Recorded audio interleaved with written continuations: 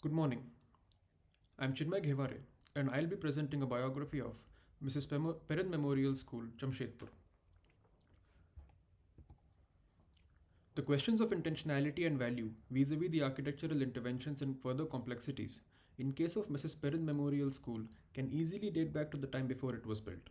As the name suggests, the school was built as a memorial for Kyokman Perin, the wife of engineer Charles Perin, an early recruit by J.N. Tata for the execution of the steel plant. The prominent reason for this memorial was a work in educating the children of the working class employees of the plant. To give a background, the school is situated along the Sakshi Boulevard near the central business district, which, when the city was being planned, was an area dedicated to accommodate the middle class communities. It was the first institutional building to be built in the Bistupur Sakshi area, with further years seeing the development of linguistic based schools for various communities. It was designed, located, and oriented along the boulevard, facing the town square, with a clear intention of posing value to it, being the first school. Post its construction, it did come to be a building of an institution of importance for time until the emergence of numerous other institutions, and as FC Temple has noted, even a prominent nodal point for the city in its initial decades of development. The building, which is now being used as the administrative office for the Mrs. KMPM Vocational Training Center, is situated on a higher ground, thereby emphasizing its prominence. The design and construction techniques associated are also a result of the same intentionality. Exposed brick facades, colonnades on three peripheries, a symmetrical configuration and form rising as a monolith, with peculiar elements of ornamentation represented in a hierarchical manner, are certain examples which bring forth the aspect of value. This value is associated with the surface articulation of building, with effort and intentionality given to emphasize the exterior surfaces hierarchically, thereby imposing certain complex construction techniques with respect to the time of its construction. The inspiration to study this building was mainly the juxtaposition of the aforementioned elements and observations during the visit to Jamshedpur.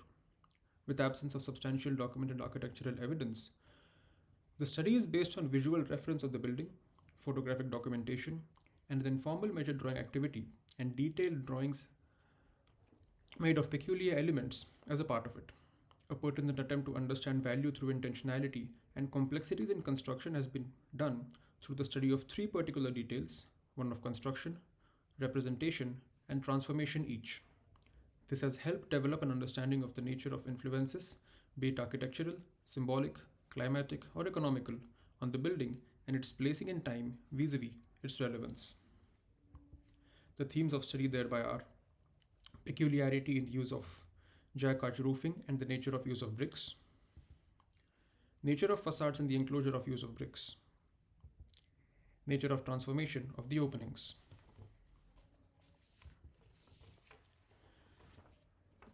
Peculiarity in use of jack arches and the nature of use of bricks.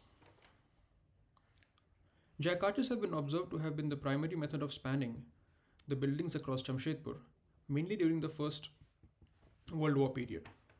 A substantial use of steel facilitated by Tisco, the abundance of bricks being used owing to their cost effectiveness and ease of making, and the relatively reasonable labor and economic value of jack arches can be reasons for their abundant use in them.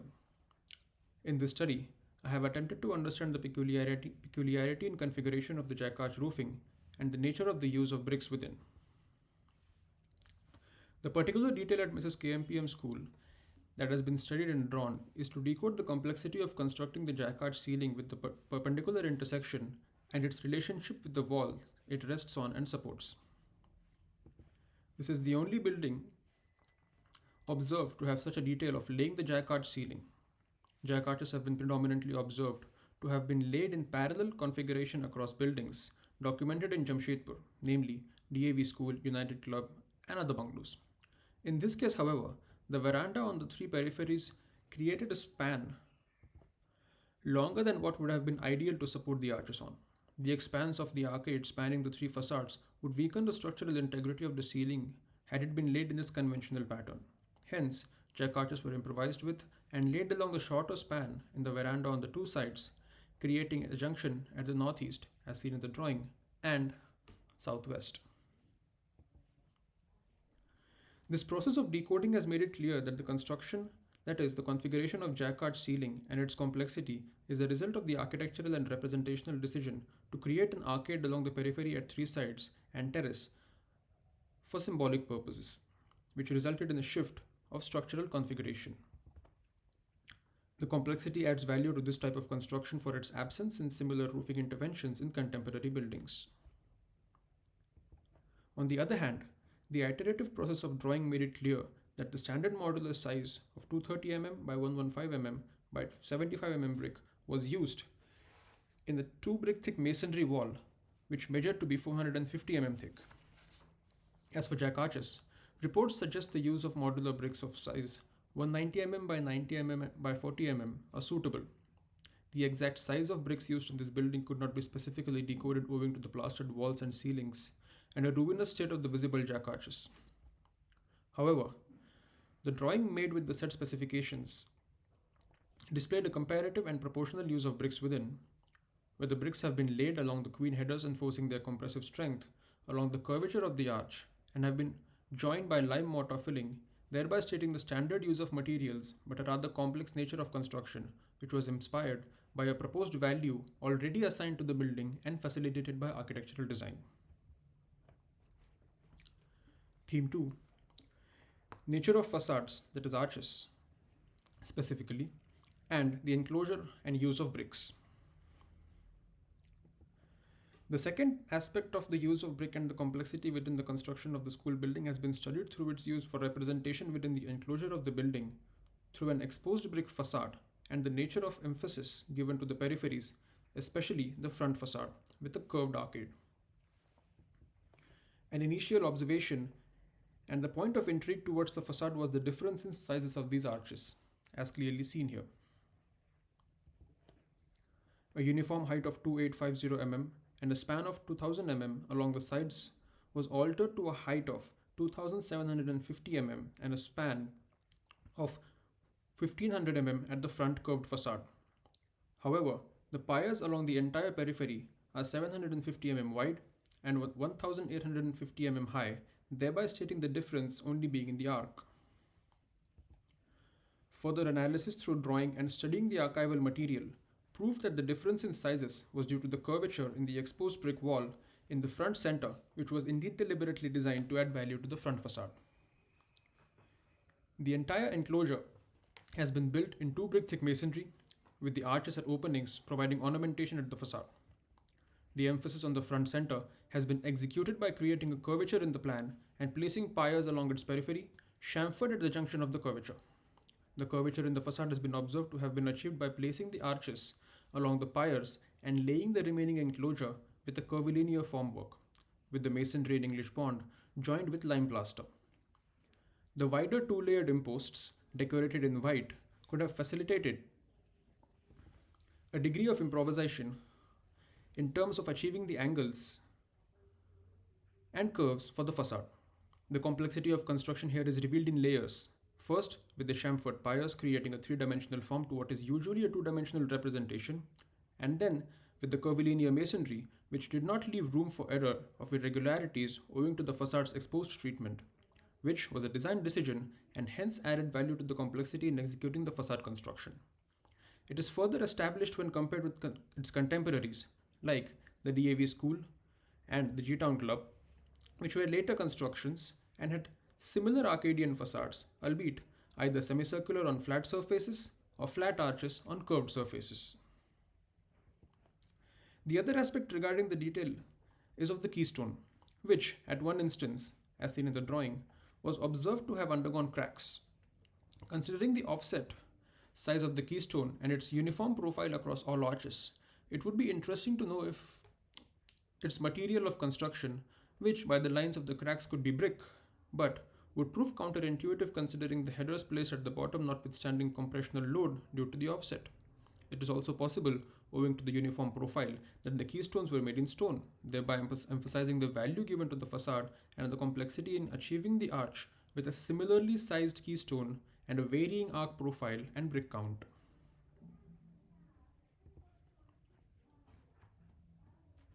Theme 3: The nature of transformation of openings, that is windows.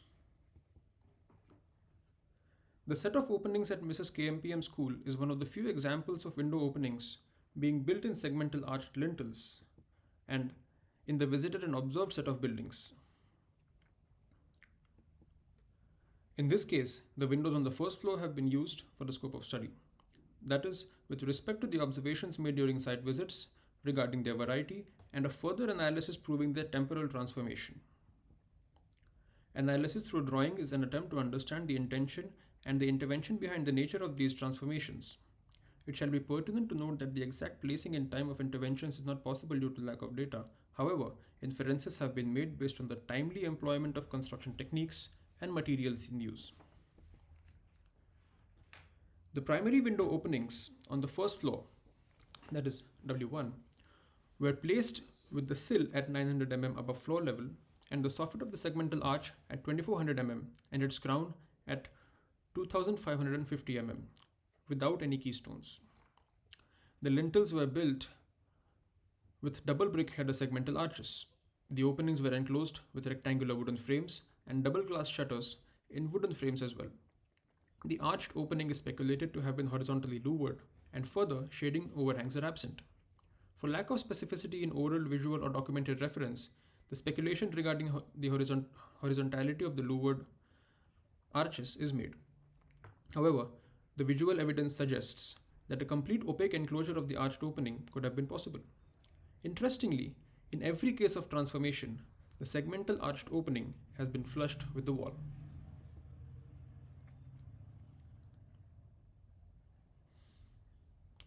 Based on the visual analysis of the openings, it can be inferred that the first step of transformation, which appears uniform across all sides, has been the conversion of opening to a rectangular frame through masonry covering the arched openings, out of which two on the northern side remain today.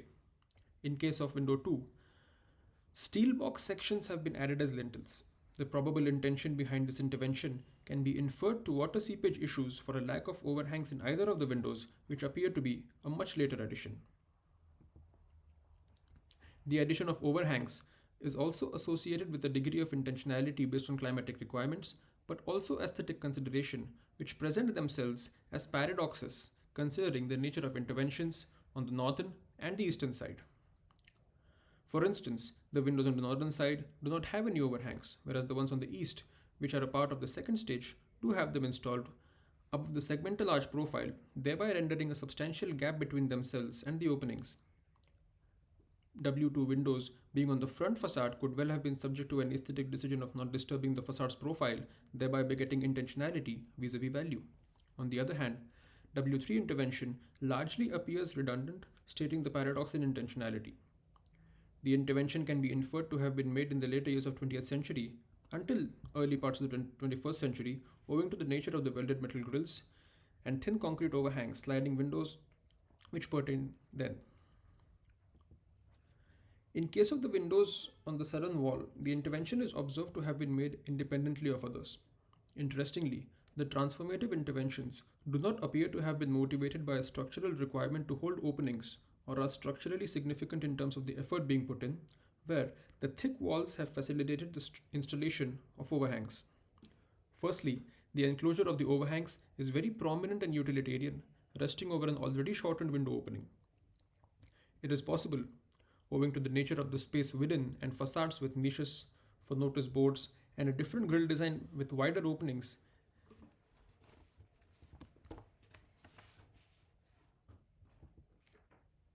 that the windows were openings for transactional and administrative activities. Hence, the interventions were intended to value utilitarian and climatic considerations for continuing shading and water repellency than aesthetic, for this intervention clearly discards an already lost sense of uniformity across the first floor, which is still visible on the ground. The first floor being deserted and in ruins also suggests a transformed attitude towards it, thereby rendering it neglected in terms of interventions pertaining to its value. Reflection. After having attempted to study and present the biography of Mrs. Perin Memorial School through the study of its peculiarities, the answers to its value vis-a-vis complexity of production have emerged through the aspects of intentionality, articulation, and temporal relevance. The study of buildings in Jamshedpur was initiated with the idea of categorizing them on their use and time of production, that is, periods within the first half of 20th century. The school was a part of a study of utilitarian buildings comprising two schools, a water tank, and a stadium. For this particular study, I have compared the school building with DAV school and contemporaries from other categories, including relevant clubs and bungalows, as mentioned before. For the same, Mrs. KMPM School has been observed to be a building of relatively high value and relatively complex production, specifically with respect to the time it was built, that is 1915, and the context of Jamshedpur then being in the early stages of its development. The situation, however, changes with time and as seen today. The study, however, was revealed greater insights on the aforementioned aspects upon comparison with elements within the building and its relevant counterparts elsewhere. For instance, the production of the building was largely influenced by its symbolic intentions, which were brought to life by the specific articulation of its facades and ornamentation elements. The effort in this articulation has been distributed respectfully across all facades, but with more emphasis on the front, especially to the arcade and its curvilinear front. This intentionality on the arcade resulted in an imposed adoption of complex construction techniques, namely the unusual intersections of jack arches and the curvilinear facade, which added value to production for their unprecedented use in Jamshedpur in 1914-15, when compared with contemporaries across typologies. Post its production, with gradual development of the precinct and emergence of newer schools, the question of value shifted from its initial methods of production to that of temporal relevance affecting intentionality, articulated by the transformation of the building that has gone through in the last 106 years. Of what was initially built to appear a monolith in exposed brick masonry, it is plausible that the facade did not stand the test of time, possibly due to weathering or sheer casual approach rendered by its stakeholders. The flashy, unkempt refurbishment of the facades, with layers of uneven plastering, a distasteful and utilitarian paint job, and chiseled texturing intended to replicate its original symbolism, speaks value of the irony. For the now converted vocational training center itself advertises the campus for its glorious red brick buildings and a transformation in its value pertaining to reduced relevance. A shift in value is also seen through intentionality in the refurbishment and transformation of the first floor windows and the now administrative building. With its reduced relevant symbolism as a vocational training institute today, a far more utilitarian and casual approach towards its production methods has been observed. It is plausible that the shift in relevance, a rather degrading status, has lent the finances and thereby intentionality to fade as well. For apart from the irregularities in intervention, the first floor of the building is deserted and almost in ruins. For its value with a major upheaval in construction technology and renewed perception of the surface articulation practices, the complexities in Mrs. Perin Memorial School have rendered themselves only to a certain nostalgic and an ignorant value after 106 years.